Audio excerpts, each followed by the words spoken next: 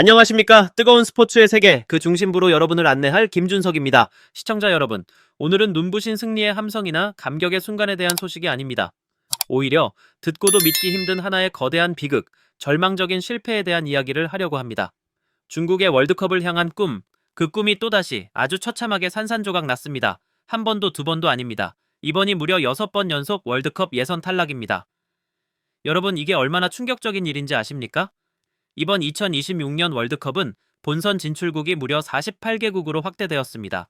아시아에 배정된 티켓도 8.5장으로 늘어났죠. 말 그대로 그 어느 때보다 월드컵으로 가는 문이 활짝 열렸던 겁니다. 하지만 중국은 그 넓어진 문턱조차 넘지 못했습니다. 정말 믿기지 않는, 그야말로 경악스러운 결과입니다. 수십억 인구, 천문학적인 자본 투자, 세계적인 명장 영입까지 그들은 모든 것을 쏟아부었습니다. 그런데 도대체 왜 그들은 매번 똑같은 악몽을 되풀이하는 것일까요? 무엇이 문제일까요? 오늘 저 김준석이 그 거대한 미스터리의 장막을 한꺼풀 벗겨보겠습니다. 이것은 단순한 비난이 아닙니다. 냉철한 데이터와 뼈아픈 팩트에 근거하여 중국 축구가 왜 속절없이 무너지고 있는지 그 근본적인 원인을 샅샅이 파헤쳐 보겠습니다. 잠시 후 그 충격적인 진실이 공개됩니다. 채널 고정해 주십시오. 모든 거대한 붕괴에는 그 시작을 알리는 작은 균열이 있습니다. 그리고 이번 중국 축구 비극의 서막을 연 것은 바로 인도네시아 자카르타에서 열린 원정 경기였습니다. 결과는 0대1 패배. 이 단 한 번의 패배가 중국에 남겨져 있던 마지막 한 줌의 희망마저 완전히 꺼뜨려 버렸습니다. 승점 6점에 묶인 중국은 남은 경기 결과와 상관없이 월드컵 탈락이 확정되고 말았죠. 하지만 이건 단순한 탈락이 아닙니다. 더 굴욕적인 사실은 그들이 4차 예선 진출을 확정지은 인도네시아의 화려한 축제에 그저 배경이 되어버린 희생양으로 전락하고 말았다는 것입니다. 승자의 환호 뒤에서 패자의 침묵을 강요당한 겁니다. 자, 그렇다면 이제 그들에게 남은 바레인과의 최종전은 무슨 의미가 있을까요? 아무 의미 없습니다. 월드컵과는 아무런 상관이 없는, 그저 C조의 꼴찌만은 면하자는 처절한 자존심 싸움일 뿐입니다. 참으로 잔인한 현실이죠. 당연하게도 중국 대륙은 지금 거대한 분노에 휩싸였습니다. 그리고 언제나 그랬던 것처럼 그 분노의 화살을 대신 맞아줄 희생양 찾기가 시작된 겁니다. 과연 이 모든 실패의 책임을 짊어질 인물은 누구일까요? 중국 축구 팬들의 이글거리는 분노는 과연 누구를 향하게 될까요? 자, 앞서 우리는 중국 축구의 분노가 향할 희생양 찾기가 시작되었다고 말씀드렸습니다. 그리고 그 관역의 정중앙에는 예상대로 한 인물이 서 있습니다. 바로 크로아티아 출신의 브랑코 이반코비치 감독입니다. 중국 언론과 팬들은 모든 실패의 원흉으로 그를 지목하고 있습니다. 하지만 시청자 여러분, 여기서 우리는 한 걸음 더 깊이 들어가 봐야 합니다. 과연 그가 모든 문제의 근원일까요? 아니면 더 깊은 병을 앓고 있는 중국 축구의 수많은 증상 중 하나일 뿐일까요? 지금부터 그 문제점들을 하나씩 아주 날카롭게 해부해 보겠습니다. 첫 번째, 바로 전술적 무능과 패배주의적 경기 운영입니다. 중국 언론조차도 인도네시아는 강하지 않았다고 인정합니다. 심지어 과거에 이겼던 경험도 있는 상대입니다. 조직력이 아직 완전하지 않은 인도네시아를 상대로 중국은 무엇을 했어야 할까요? 당연히 강력한 전방 압박으로 상대를 거세게 몰아붙이고 실수를 유발해서 경기를 지배했어야 합니다. 하지만 그들은 무엇을 선택했습니까? 믿을 수 없게도 그들은 안전이라는 이름의 감옥에 스스로를 가두었습니다. 아무런 창의성 없는 기계적인 패스만 주고받으며 시간을 흘려보냈습니다. 경기의 흐름을 바꿀 수 있는 과감한 리듬 변화나 역습 시도조차 찾아볼 수 없었습니다. 이길 수 있는 상대를 앞에 두고 스스로 자신의 손발을 묶고 낡고 용기 없는 전술의 포로가 되어버린 셈입니다. 정말 믿기지 않는 소극적 플레이였습니다. 그리고 이 전술적 문제의 핵심, 바로 이반코비치 감독의 치명적인 고집입니다. 그는 다이아몬드 4-4-2 포메이션과 수비형 미드필더 한 명만을 두는 전술을 병적으로 고집했습니다. 시청자 여러분, 이 전술은 중앙 미드필더들의 엄청난 활동량과 수비 가담 능력이 없으면 중원이 순식간에 뚫려버리는 아주 큰 위험성을 가진 전술입니다. 세계적인 강팀조차도 그 리스크 때문에 좀처럼 사용하지 않죠. 결과는 어땠습니까? 예상대로였습니다. 중국의 수비는 소극적으로 변했고 중앙은 상대의 공격에 너무나도 쉽게 공간을 내주었습니다. 경기 내내 문제점이 드러났지만 이반코비치 감독은 변했습니까? 아니요, 절대 바꾸지 않았습니다. 자, 문제는 그라운드 안에서 끝나지 않습니다. 그의 이해할 수 없는 고집은 선수 기용, 즉 용병술에서 더욱 극명하게 드러납니다. 중국의 신화스포츠는 이렇게 한탄했습니다. 한 사람의 고집이 팀 전체를 망쳤다. 시청자 여러분, 상식적으로 한번 생각해 보시죠. 소속팀에서 주전으로 뛰지도 못하고 경기 감각이 떨어진 선수가 어떻게 국가를 대표하는 유니폼의 무게를 감당할 수 있겠습니까? 하지만 이반코비치 감독의 선택은 바로 그런 선수들이었습니다. 팬들조차 그의 선수 선발 기준을 이해하지 못해 분통을 터뜨렸습니다. 팀의 활력을 불어넣을 수 있는 다양성과 개성은 사라지고 오직 감독의 눈에 든 선수들만 기용되는 그들만의 리그가 되어버린 겁니다. 이것은 팀의 경쟁력을 스스로 깎아내리는 행위나 다름없습니다. 그리고 중국 언론은 여기서 더 나아가 그의 나이 문제를 직접적으로 거론하기 시작했습니다. 신화스포츠는 이른한 사례 노인이 새로운 축구 아이디어를 수용하고 충분한 에너지를 갖는 것은 쉽지 않다고 지적했습니다. 물론 이것은 나이에 대한 섣부른 비난이 될 수도 있습니다. 하지만 핵심은 변화하는 현대 축구의 빠른 흐름을 읽지 못하고 자신의 과거 성공 방식만을 고집하는 경직된 사고에 대한 비판인 것입니다. 결론적으로 전술, 용병술, 그리고 현대 축구에 대한 이해도까지 이반코비치 감독의 리더십 모든 면에서 빨간불이 켜진 겁니다. 이 모든 문제점들이 합쳐져 결국 월드컵 탈락이라는 비극적인 결과로 이어진 것입니다. 지금까지 우리는 이반코비치 감독의 전술적 문제와 용병술의 한계를 짚어봤습니다. 하지만 시청자 여러분, 바로 이 지점에서 우리는 이 모든 실패의 그림을 완성하는 마지막 퍼즐 조각을 발견하게 됩니다. 이른바 아하! 하는 깨달음의 순간이죠. 잘 들어보십시오. 어쩌면 진짜 문제는 이반코비치 감독 한 사람에게만 있지 않았을지도 모릅니다.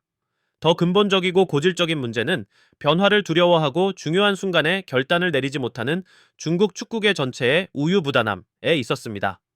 이것은 저의 추측이 아닙니다. 중국의 포털 소후닷컴이 바로 그 뼈아픈 진실을 데이터로 증명했습니다. 같은 C조에 속한 다른 팀들의 상황을 한번 볼까요? 먼저 월드컵 본선행을 확정지은 일본을 제외하고 호주를 보시죠. 그들은 예선 도중 감독을 교체했고 그 이후 예국 경기에서 4승 3무라는 놀라운 성적을 거두었습니다. 사우디아라비아 역시 감독 교체라는 카드를 꺼내들었고 일본과 호주 같은 강팀들을 상대로 무승부를 기록하며 저력을 보여줬습니다. 그리고 우리에게 충격적인 패배를 안긴 인도네시아는 어떻습니까? 그들 역시 예선 도중 감독을 교체한 뒤 바레인과 중국을 연달아 꺾으며 4차 예선 진출권을 당당히 따냈습니다. 자, 그럼 감독을 바꾸지 않은 두 팀은 어떻게 됐을까요? 네, 바로 중국과 바레인입니다. 그리고 그 결과는 처참한 조기 동반 탈락이었습니다. 시청자 여러분, 이것이 과연 우연의 일치일까요? 절대 아닙니다. 이것은 변화하는 자는 살아남고 현실에 안주하는 자는 도태된다는 냉혹한 생존 법칙을 보여주는 뼈아픈 교훈입니다.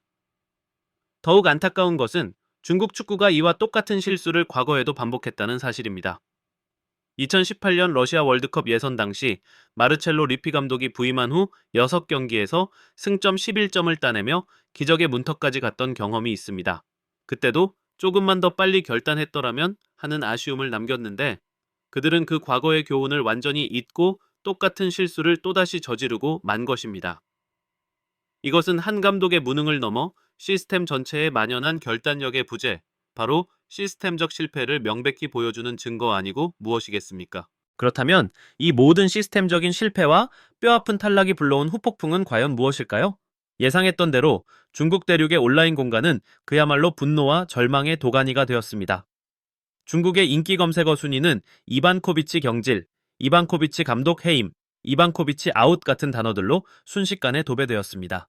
실패의 책임을 묻는 목소리가 들불처럼 번져나가고 있는 겁니다.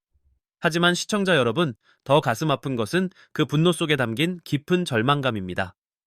신화스포츠와 같은 매체의 기사에는 수천 개의 자조 섞인 댓글들이 달렸습니다. 그 내용을 잠시 살펴보시죠. 어떤 팬은 이렇게 적었습니다.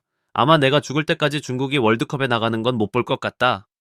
또 다른 팬은 다음 세대는 지금보다 더 약해질 것이다. 희망이 보이지 않는다. 라고 한탄했습니다. 이것은 단순한 분노를 넘어선 완전한 믿음의 상실, 그리고 자신들의 축구 현실에 대한 깊은 무력감의 표현입니다. 4년 뒤에도 8년 뒤에도 달라지지 않을 것이라는 체념이 중국 축구계를 뒤덮고 있는 것입니다. 하지만 이 모든 팬들의 절규보다 더 뼈아픈 한마디가 있었습니다. 바로 다른 누구도 아닌 중국 축구의 전설 판즈위의 입에서 나온 말이었습니다. 그는 현재 상황에 대해 이렇게 말했습니다. 눈물을 흘리거나 후회할 필요가 없다. 현재 우리의 수준이 바로 이 정도다. 시청자 여러분, 외부의 비판이 아닙니다. 내부자, 그것도 한 시대를 풍미했던 레전드 스스로가 내린 냉정하고도 정확한 진단입니다. 우리는 원래 이 정도 수준이다 라고 인정해버린 겁니다. 내부에서 이런 목소리가 나온다는 것은 무엇을 의미할까요? 이것은 문제가 더 이상 골문 상처를 치료하는 수준이 아니라 이미 축구 시스템의 뿌리 깊숙한 곳까지 썩어 들어가고 있다는 것을 의미하는 것 아니고 무엇이겠습니까? 자, 이제 모든 조각들이 맞춰졌습니다. 우리 앞에 놓인 이 처참한 실패라는 그림의 실체는 과연 무엇입니까? 한번 정리해 보시죠. 첫째, 새로운 아이디어가 고갈된 것으로 보이는 71세의 노장 감독. 둘째, 변화를 거부하는 낡고 경직된 전술과 선수 선발에 대한 치명적인 고집. 셋째, 위기를 눈앞에 보고도 결단의 칼을 빼들지 못하는 축구협회의 무능과 우유부단함.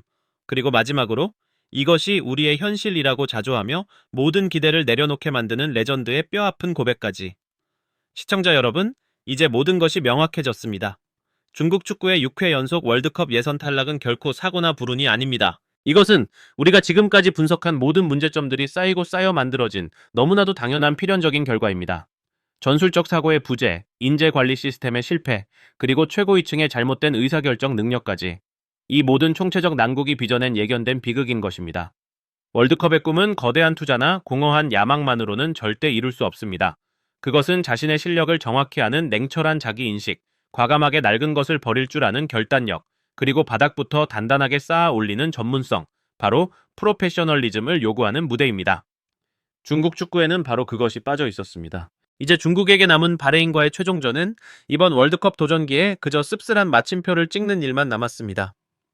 물론 스포츠의 세계에서 실패는 언제나 존재합니다. 영원한 승자는 없죠. 하지만 가장 중요한 것은 이 처절한 실패로부터 무엇을 배우고 어떻게 다시 일어서느냐입니다. 과연 중국 축구는 뼈를 깎는 고통을 감수하고 진정한 대수술, 즉 개혁을 선택할까요? 아니면 또다시 익숙하고 편안한 실패의 길을 반복해서 걸어갈까요? 그 답은 오직 시간만이 알고 있을 겁니다. 강력한 축구 국가를 건설하는 것은 하루아침에 이루어지지 않습니다. 그것은 장기적인 비전과 인내심, 그리고 뿌리부터 제대로 된 전략을 필요로 합니다. 이것은 축구를 진정으로 사랑하는 우리 모두가 너무나도 잘 알고 있는 진실입니다. 시청자 여러분께서는 중국 축구의 이 비극에 대해 어떻게 생각하십니까? 여러분께서 보시는 가장 근본적인 원인은 무엇인가요? 감독 개인의 문제일까요? 아니면 우리가 분석한 대로 시스템 전체의 문제일까요?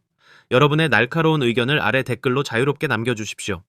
그리고 오늘 저의 분석이 흥미로우셨다면 채널의 성장에 큰 힘이 되는 좋아요와 구독, 그리고 알림 설정까지 잊지 마시기 바랍니다. 더 뜨겁고 더 깊이 있는 스포츠 이슈로 다시 돌아오겠습니다. 지금까지 시청해주셔서 진심으로 감사합니다. 뜨거운 스포츠 이슈의 중심, 저 김준석이었습니다. 다음에 다시 뵙겠습니다. 안녕히 계십시오.